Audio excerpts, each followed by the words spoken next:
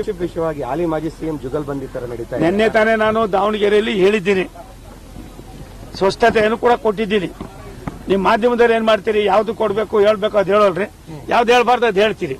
ನಾನಲ್ಲಿ ನಿನ್ನೆ ಸ್ಪಷ್ಟವಾಗಿ ಹೇಳಿದ್ದು, ಒಂದ್ಸಾರಿ ರಾಜ್ಯದ ಮುಖ್ಯಮಂತ್ರಿಗಳಾದ ಸನ್ಮಾನ್ಯ ಶಿವಕುಮಾರ್ ಅವರು ಸೂರ್ಯನಗರ 1, 2, 3, 4ನೇ ಹಂತದ ಯೋಜನೆಗಳನ್ನ ನಾನೇ ಸ್ವತಃ ಮಂತ್ರಿ ಆಗಿದ್ದಾಗ, ಕರ್ನಾಟಕ ರಾಜ್ಯದ ವಸತಿ ಮಂತ್ರಿ ಆಗಿದ್ದಾಗ ಮಾಡಿದ್ದೀವಿ. ನಿಮ್ಮ ಸಹೋದರ ಇಲ್ಲಿ ಲೋಕಸಭಾ ಸದಸ್ಯರು ಕೂಡ ಆಗಿದ್ರು. ಸಾವಿರಾರು ಎಕರೆ ಮಾಡಿದ್ದೀವಿ.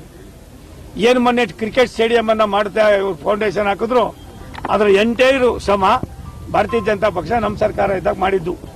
ಒಬ್ಬನೇ ಒಬ್ಬ ರೈತ ನಮಗೆ ಅನ್ಯಾಯ ಆಗಿದೆ ಅಂತ ಹೇಳೋದಿಲ್ಲ.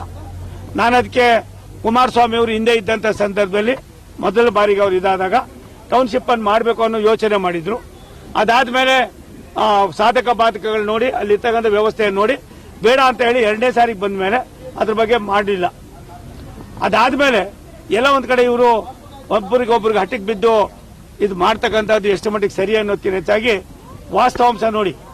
ನೀವೇನಾದ್ರೂ ಮಾಡಬೇಕಂದ್ರೆ ಅಲ್ಲಿರ್ತಕ್ಕಂಥ ಬೈರಮಂಗಲದ ಕೆರೆಗೆ ಬೆಂಗಳೂರು ನಗರದ ಕೊಳಚೆ ನೀರು ಹೋಯ್ತದೆ. ಇದು 50, 60, 70 ವರ್ಷದ ಹೋಗಿ ಆ ಭಾಗದಲ್ಲಿ ಈ ಟೊಯೋಟಾ, ಕಿರ್ಲಕ್ಸ್ ದೊಡ್ಡ ದೊಡ್ಡ ಕಾರ್ಖಾನೆಗಳಿವೆ. ಅಲ್ಲಿ ಎಷ್ಟು ಮಟ್ಟಿಗೆ ಅದು ನೈರ್ಮಲ್ಯ ಹಾಳಾಗ್ತದೆ, ಅದ್ರ ಬಗ್ಗೆ ಏನಾದ್ರು ಯೋಚನೆ ಮಾಡಿ. ಅದನ್ನೇ ನೀವು ಇನ್ನೊಂದು 10 ಕಿಲೋಮೀಟರ್ ಮುಂದಕ್ಕೆ ಉಪನಗರಗಳನ್ನ ಮಾಡೋದು. ಈ ಸ್ಯಾಟಲೈಟ್ ಟೌನ್ಗಳಿಗೆ ಈಗಾಗಲೇ ನಾವು ಎಲ್ಲಿಂದ ಎಲ್ಲಿವರೆಗೂ ಕೂಡ ಮೆಟ್ರೋ ಬರ್ತಾ ಇದೆ, ಸಬರ್ಬನ್ ಬರ್ತಾ ಇದೆ, ಮತ್ತೆ ಬೇರೆ ಬೇರೆ ರಿಂಗ್ ರೋಡ್ಗಳು ಬರ್ತಾ ಇದೆ, ಏನೆಲ್ಲ ಮಾಡ್ತಾ ಇದ್ದೀವಿ. ಒಂದು ಅಲ್ಲಿ ಜೀವನಕ್ಕೆ ದಾರಿ ಇಲ್ಲದೆ ಇರತಕ್ಕಂಥ ಬಹುತೇಕ ಸಹಸ್ರಾರು ಕುಟುಂಬಗಳು ನಮ್ಗೆ ಅದ್ರ ಅವಶ್ಯಕತೆ ಇಲ್ಲ ಅಂತ ಅಂದ್ಬಿಟ್ಟು ಬೀದಿಗೆ ಬಂದಾಗ ರೈತರನ್ನ ಹಿಂಸೆ ಕೊಡ್ತಕ್ಕಂಥದ್ದಾಗ್ಲಿ, ರೈತರಿಗೆ ಅನಾನುಕೂಲ ಮಾಡ್ತಕ್ಕಂಥದ್ದಾಗ್ಲಿ ಒಳ್ಳೇದಲ್ಲ. ಅದರಿಂದ ಲಕ್ಷಾಂತರ ಕುಟುಂಬಗಳಿಗೆ ಅನಾನುಕೂಲ ಆಗ್ತದೆ. ನಾನು ಮತ್ತೊಮ್ಮೆ ನಿನ್ನೆನೂ ಕೂಡ ವಿನಂತಿ ಮಾಡಿದ್ದೀನಿ, ಒಬ್ಬ ಭಾರತ ಸರ್ಕಾರದ ಮಂತ್ರಿಯಾಗಿ ಅಲ್ಲ, ಒಬ್ಬ ತುಮಕೂರಿನ ಲೋಕಸಭಾ ಸದಸ್ಯನಾಗಿಯೂ ಅಲ್ಲ, ಒಬ್ಬ ಸಾಮಾನ್ಯ ಪ್ರಜೆಯಾಗಿ ರಾಜ್ಯದ ಮುಖ್ಯಮಂತ್ರಿಗಳು ಅರ್ಥ ಮಾಡ್ಕೋಬೇಕು. ಯಾವುದೇ ಕಾರಣಕ್ಕೆ ಯಾರಿಗೂ ಯಾವುದೂ ಶಾಶ್ವತ ಅಲ್ಲ. ಯೋಜನೆಗಳು ಕಾರ್ಯರೂಪಕ್ಕೆ ಬರಬೇಕಾದ್ರೆ ಆ ಯೋಜನೆಗಳನ್ನ ಮಾಡ್ತಕ್ಕಂಥ ಪ್ರದೇಶವನ್ನ ಯಾರು ಕೊಡ್ತಾರೆ ರೈತರು, ಅವರ ಮನಸ್ಸಿನಲ್ಲೂ ಕೂಡ ಎಲ್ಲ ಒಂದ್ ಕಡೆ ನೋವನ್ನ ಮಾಡ್ತಕ್ಕಂಥ ಸಮಂಜಸ ಅಲ್ಲ. ಇದನ್ನ ಮತ್ತೆ ಪುನರ್ ಪರಿಶೀಲನೆ ಮಾಡಿ ಅದನ್ನ ಇನ್ನೊಂದು 10-20 ಕಿಲೋಮೀಟರ್ ಮುಂದಕ್ಕೆ ಹೋಗಿ. ನಿಜ ಬೆಳೀತಾ ಇದೆ ಬೆಂಗಳೂರು. ನಾಡಪ್ರಭು ಕೆಂಪೇಗೌಡರ ಕನಸಿನ ಬೆಂಗಳೂರು ಇವತ್ತು ಇಡೀ ವಿಶ್ವದ ಭೂಪಟದಲ್ಲಿ ಮೊದಲನೇದಾಗಿದೆ. ಇಂಥ ಬೆಂಗಳೂರಿಗೆ ಕುಮಾರಸ್ವಾಮಿ ಕಾಲದಲ್ಲಿ ಆಗಿದ್ದು ನಾನು ಅದನ್ನೇ ಮಾಡಬೇಕು ಅನ್ನೋದನ್ನು ಬಿಟ್ಟುಬಿಡಿ. ಕುಮಾರಸ್ವಾಮಿ ಅವರು ಅದಾದ್ಮೇಲೆ ಮನವರಿಕೆ ಆದ್ಮೇಲೆ ಅವ್ರು ದೊಡ್ಡತನವನ್ನು ಪ್ರದರ್ಶನ ಮಾಡಿ ಇದ್ರ ಅವಶ್ಯಕತೆ ಇಲ್ಲ ಅನ್ನೋದನ್ನ ತೀರ್ಮಾನ ಮಾಡಿ ಅವರೇ ಸ್ವತಃ 2ನೇ ಬಾರಿಗೆ ಮುಖ್ಯಮಂತ್ರಿಗಳಾದಾಗ ಈ ಯೋಜನೆಯನ್ನ ಬೇಡ ಅಂತ ತೀರ್ಮಾನ ಮಾಡಿದ್ದಾರೆ. ಅದು ಮಾಡಿದ್ಮೇಲೆ ನೀವು ಅದನ್ನೇ ಎಲ್ಲ ಮುಂದಿಟ್ಕೊಂಡು ಮಾಡೋದು ಒಳ್ಳೇದಲ್ಲ. ಶಿವಕುಮಾರ್ ಅವರು ನಿಮಗೂ ಕೂಡ ಲವಲವಿಕೆಯಿಂದ ಕೆಲಸ ಮಾಡ್ತಕ್ಕಂಥ ಇಚ್ಛೆ ಇದೆ.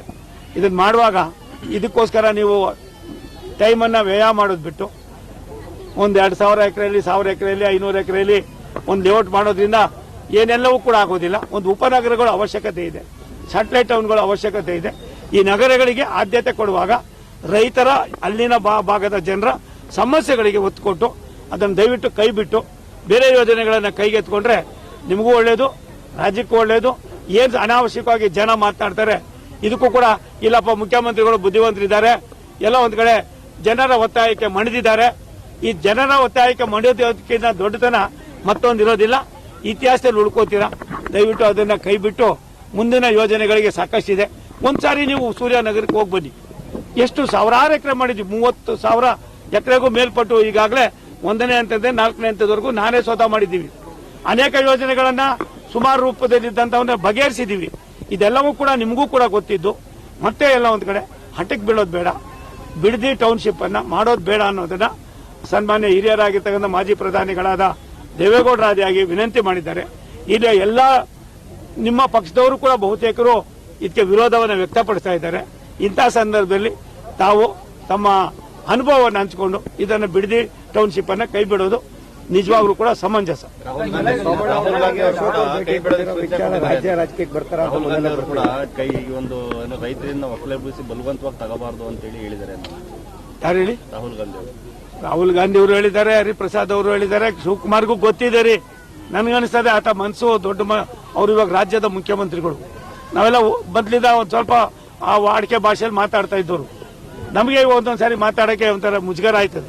ಇದ್ರ ಅವಶ್ಯಕತೆ ಇಲ್ಲ. ದಯವಿಟ್ಟು ಇದನ್ನು ಕೈ ಬಿಡೋದು ಒಳ್ಳೇದು. ಹಠ ಅನ್ನೋದಕ್ಕಿಂತ ಹೆಚ್ಚಾಗಿ ಎಲ್ಲ ಒಂದ್ ಕಡೆ ಅವರಿಬ್ಬರಿಗೂ ಅದಾಗಬಾರ್ದು. ನೋಡಪ್ಪ ಎಂತ ಹೇಳ್ತೀನಿ ಕೇಳಿ, ಯಾವುದೋ ಹಠ ಅಲ್ಲ. ರಾಜ್ಯದ ಆ ಭಾಗದ ಜನರಿಗೆ ಬೇಕಾಗಿರ್ತಕ್ಕಂಥ ಸವಲತ್ತುಗಳನ್ನ ಕೊಡ್ತಕ್ಕಂಥ ನಮ್ಮ ಕರ್ತವ್ಯ. ಜನರಿಗೆ ಬೇಡದೋಗಿರೋದು ಆ ಭಾಗದ ಜನರಿಗೆ ನಾವೇನಿದ್ದೀವಿ, ನಮ್ಮ ಜೀವನ ನಡೆಸ್ತಾ ಇದ್ದೀವಿ, ಅದನ್ನ ಬೇಡ ಅಂದಾಗ ನಾವ್ಯಾರು ಅದನ್ನ ಕಿತ್ಕೊಳಕ್ಕೆ. ಅಡ್ಜಸ್ಟ್ಮೆಂಟ್ ಪಾಲಿಟಿಕ್ಸ್ ತೊಲಗಿಸಿ ದಿಗ್ವಿಜಯ ಭಾರತ ಪಕ್ಷ ಬೆಂಬಲಿಸಿ. ಇದು ನಿಮ್ಮ ಪಕ್ಷ.